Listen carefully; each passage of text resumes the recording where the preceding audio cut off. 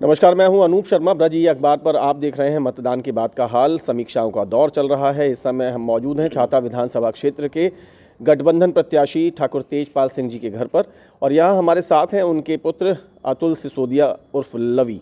यहाँ भी वही सब कुछ, कहाँ कितने वोट पड़े, हम कहाँ पर हैं, हमें कितना मिल जाएगा, कैसा रहा पूरा चुनाव, इन्हीं से जानने की कोशिश करते हैं।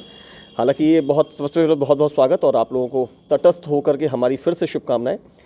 बहुत जल्दी है, लेकिन फिर भी आप लोग जिस तरीके की राजनीति लंबे समय से आपके यहाँ होती है, तो टिप्स पे आ जाता है कि क्या कहाँ हुआ होगा। क्या संकेत दे रहा है ये वाला चुनाव? संकेत बहुत ही अच्छे मिल रहे हैं, और जिस तरीके से ऐसा लग रहा है कि जनता ने चुनाव लड़ा है। जनता ने जो चुनाव लड़ा है उसके स्पष्ट रुझान आ रहे हैं कि अब की बार जनता बदलाव कर रही है छाता विधानसभा में। तो ये कितना कठिन था ये? अगर मतलब आपकी बात का अर्थ तो ये निकला कि ठाकुर तेजपाल सिंह जी चुनाव जीत रहे हैं। अगर सभी के अपने अपने दावे हैं, तो जो निकलेगा वो तो पटाक्षेप 10 मार्च को ही होगा, जब ईवीएम पूरा नतीजा बताएगी। लेकिन आप लोगों के लिए चुनाव कितना कठिन था? चुनाव तो देखिए, छोटा हो या बड़ा हो, सभी चुनाव कठिन होते हैं, क्योंकि हर चुनाव में मुद्दे अलग होते हैं। और आप, जैसा कि आपसे भी पहले बात हुई थी, हमारा चुनाव खाली भाजपा के विरुद्ध नहीं था, उसके संसाधनों के खिलाफ था, एक व्यवस्था के खिलाफ था। तो चुनाव तो बहुत चैलेंजिंग था, पर जनता ने जैसा बदलाव का मन बनाया और जनता ने खुद आगे आके चुनाव लड़ा, तो चीज़ें बड़ी स्पष्ट हो गई। क्या आधार बन रहा है? सभी से मैं पूछ रहा हूँ कि आप अपनी जीत का दावा अगर करते हैं तो आधार आपका क्या है, अगर 10 तारीख को सारी चीज़ें आपके पक्ष में जाती हैं तो? अगर चीज़ें पक्ष में जाती हैं तो कह सकते हैं कि बहुत मजबूती से हम लोग आगे बढ़ेंगे, और छाता विधानसभा के जो अपने असल मुद्दे हैं, चीज़ें जैसे कि हम लोग शुगर मिल की बात करते थे, बेरोज़गारी की बात करते थे, उन्हीं को हम लोग आधार बना के आगे लेके जाएंगे। और जो मूल समस्याएं हैं हमारे यहाँ इंफ्रास्ट्रक्चर को लेके, सड़कों को लेके, उस पर बहुत पुरजोर तरीके से हम लोग आगे काम करेंगे। मैं फैक्टर्स पे ही बात कर रहा था, हालांकि उसमें थोड़ा सा एक कदम आगे बढ़ के ये जवाब आया।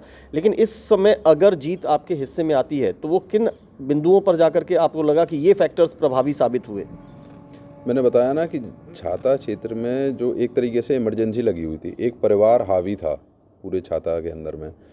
वहाँ पार्टी, हम लोग भाजपा की बात करें तो भाजपा कहीं नहीं दिखाई देती थी, भाजपा के कार्यकर्ता कहीं दिखाई नहीं देते थे। पूरी तरीके से अगर हावी था तो एक परिवार हावी था, और कहीं भी असली मुद्दे थे उनकी बात नहीं हुआ करती थी। या तो थाने की बात होती थी या कुछ कोटा परमिटों की बात होती थी, तो उन सब चीज़ों से जनता ऊब चुकी थी। तो मुझे लगता है कि एंटी इनकम्बेंसी एक बड़ा फैक्टर रहा। साथ ही साथ किसान आंदोलन ने अपना रोल प्ले किया, और फिर एक छाता का अपना ट्रेंड है कि हर बार उनको बदलना ही है। एक वो कहते हैं कि असली जो डेमोक्रेसी है वो छाता में देखने को मिलती है, तो वही जो है उसको आधार रहेगा आपकी बात। मैंने दो आपकी जो बातें आई, मैंने इन दोनों पर बात की है। मैंने अभी चौधरी लक्ष्मी नारायण साहब से बात की, तो अभी अभी जो आपने बात बोली कि वहाँ का एक ट्रेंड चलता है, ऐसे कोई मिथक कहिए, मतलब है कुछ ऐसा कि आप एक बार फिर वो एक बार। तो पहली बात तो कहते हैं, उन्होंने कहा कि साहब ये मिथक है और मिथक टूटते हैं। दूसरी बात वो ये भी कहते हैं मुस्कुराते हुए कि अगर तेजपाल सिंह जी का खेमा ये कहता है कि अब की बारी उनकी है, तो वो पिछली बार लड़े ही कहाँ थे? पिछली बार तो अतुल लड़े थे, उनके पुत्र। अतुल का नाम बाद में आता है, ठाकुर तेजपाल सिंह का नाम ही पहले है। अतुल का नाम कुछ नहीं है अगर ठाकुर तेजपाल सिंह का नाम नहीं है। तो पहला चुनाव भी उनका ही था और ये चुनाव भी उन्हीं का तो है। आप मतलब आपका पूरा विश्वास है कि वो मिथक कायम रहेगा, बदलाव आएगा एक बार, वो तो आपकी बार टर्न आपका है, ये तो ये हो गया।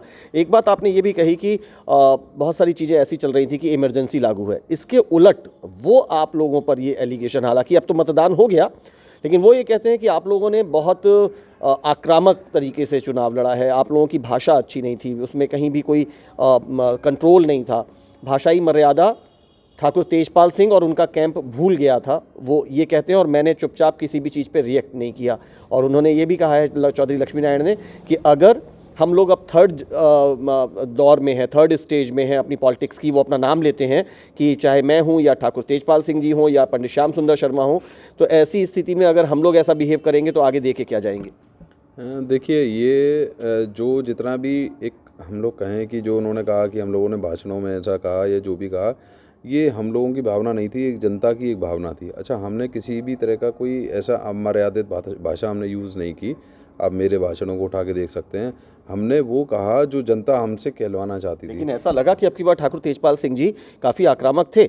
उन्होंने जैसे हाथ काट देंगे, हाथ उखाड़ लेंगे, उसके बाद रामवीर प्रधान जी का एक दुर्भाग्यपूर्ण जो घटनाक्रम हुआ उस पर भी लेकर के काफ़ी एलिगेशन लगाए। उस पर जाकर के उनका कहना है कि पुलिस की जो जांच है उसमें काफ़ी कुछ स्पष्ट हो गया, बाकी पे गाँव की जनता जवाब दे देगी।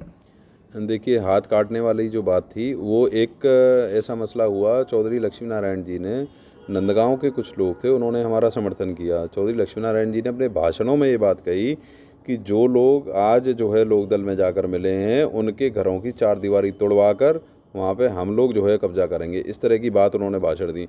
तो उसी को रेप्लिकेट करते हुए हमने ये बात उसको काउंटर किया था कि अगर आप कार्यकर्ता की तरफ या हमारे वोटर की तरफ इस तरीके से अगर उंगली उठाएंगे तो हम लोग हाथ भी काटने की ताकत रखते हैं।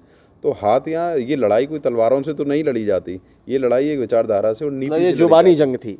जुबानी जंग थी और ये नीति से लड़ी जाती है। अपने प्रोपेगेंडा सभी लोग आगे करते हैं और जहाँ तक हम लोग बात करते हैं, हम लोग जैसे आपने मेरे वीडियोस भी देखे होंगे, हम लोग जो भी हमने कुछ बात की है, हमने कुछ ना कुछ एक प्रोग्रेसिव बातें की हैं कि हम लोगों को अगर आगे बढ़ना है तो हमको ऐसी चीज़ों में आगे बढ़ना है जो कि पिछले 5 साल में नहीं हुई। हम लोग बेरोज़गारी के मुद्दे को हम लोग आगे लेकर जाएंगे और इमरजेंसी में बार बार इसीलिए कह रहा हूँ कि देखिए इतनी मेजॉरिटी थी सरकार के पास में और इतने अच्छे पोर्टफोलियोज़ के साथ में वो जो है कैबिनेट में थे, तो अगर चाहते तो छाता के अंदर में बहुत सी चीज़ें ऐसी थी, इंफ्रास्ट्रक्चर को लेके बात कर सकते थे, वो लोग बात कर सकते थे अपनी शुगर मिल को लेके, लेकिन नहीं की। तो जब उनकी सोच ऐसी नहीं रही तो फिर एक चीज़ और बहुत इंपॉर्टेंट है, बस ये आखिरी सवाल है। देखिए, हम लोग लाख कोशिशें करें, मीडिया अपनी तरफ से कोशिश करती है, आप लोग भी कोशिश करते हैं, बहुत सारी डिबेट्स भी होती हैं कि ये जो जातियों के मकड़ जाल से राजनीति को निकलना चाहिए, लेकिन दुर्भाग्य है, ये विडंबना है कि बार बार उसका फैक्टर सामने आ जाता है। क्या आपको लगता है कि छाता विधानसभा क्षेत्र में योगी फैक्टर चलेगा और उसकी वजह से आप लोगों को प्रभाव पड़ेगा, या एक दो लड़कों की जोड़ी 1 और 1 11 वो प्रभावी सिद्ध होगी? देखिए, सबसे ज़्यादा प्रभावित होती है जो जनता वहाँ रह रही होती है, जिस भी क्षेत्र के अंदर में या जिस भी गांव के अंदर में, तो समाज, जाति और ये सब चीज़ें पीछे रह जाती हैं। जनता की अपनी मूलभूत सुविधाएं सबसे ज़्यादा प्रभावित करती हैं वोट को। आज जैसे हम लोग जाते हैं, कोई मिडिल क्लास भी अगर फैमिली है, उसको महंगाई की कहीं ना कहीं मार है।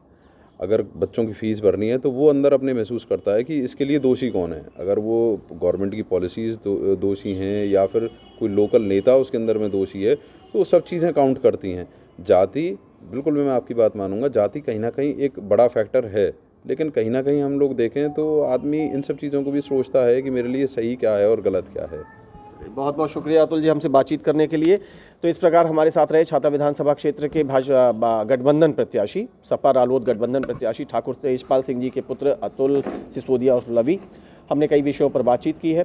मतदान हो चुका है, 10 फरवरी को मतदान हो गया, 10 मार्च तक का इंतज़ार है, लेकिन 10 मार्च के इंतज़ार से पहले आकलनों का दौर लगातार चलेगा, समीक्षाएं लगातार चलेंगी। किस गांव से, किस मजरे से, किस नगले से, किस थोक से कहाँ कितना वोट हुआ, मेरा कितना, तेरा कितना, अपना कितना, उसका कितना, इसको लेकर के बहुत लगातार समीक्षाएं चलेंगी और वो समीक्षाएं जारी हैं। उस बीच में हमने जब बात की है अतुल जी से तो वो अपनी जीत का पूरा दावा करते हैं और अपनी जीत के मुख्य आधारों को डिस्कस करने के साथ वो बाद में ये कह देते हैं कि जनता बदलाव की डिमांड कर रही थी और छाता क्षेत्र में बदलाव होगा।